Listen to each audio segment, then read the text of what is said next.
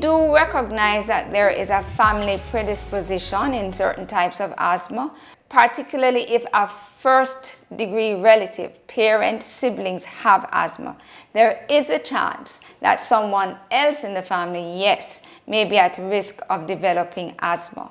And asthma may occur at any age. We are quite used to seeing it in children and in teenagers, but we recognize too that adults may also develop asthma. So we do have what is called adult onset asthma, where someone never had any symptoms or signs of asthma as a child or as a teenager growing up, but for the very first time as an adult, they're having the signs and now being diagnosed as having asthma. And in some of these persons, when you speak to them, you find out that they have family members who actually have asthma.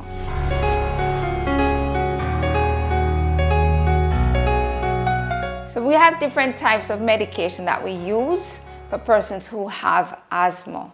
We have various puffers or inhalers, and we even have tablets, and in some cases we even have injections.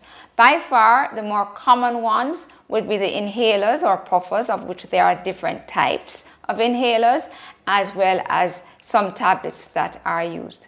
But broadly speaking, we put medication that we use for asthma into two groups, two categories. We have those that we call the rescue medication, and this is medication that someone who has asthma uses when they have an acute worsening of their symptoms, when they begin to wheeze or are wheezing, when they're having shortness of breath, when they're coughing and the chest feels uncomfortable and they need medication to stop or to relieve these symptoms. So those medications are called the rescue drugs, rescue inhalers, most of them would be.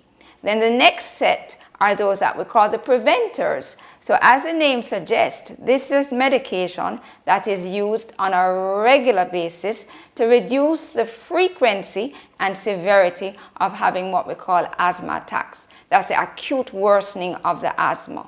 So while the rescue drugs are only used when someone would be having symptoms of worsening asthma, the preventers are often used on a daily basis, whether or not the person is having symptoms.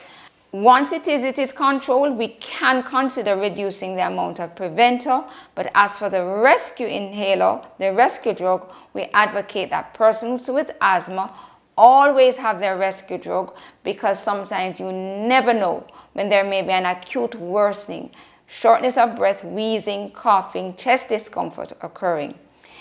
It is good to recognize that through the National Health Fund, a number of these medications, both the rescue medication and the preventers, are available.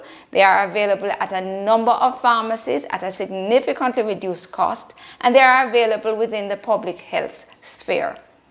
So we advocate everyone get your NHF card and get your medication.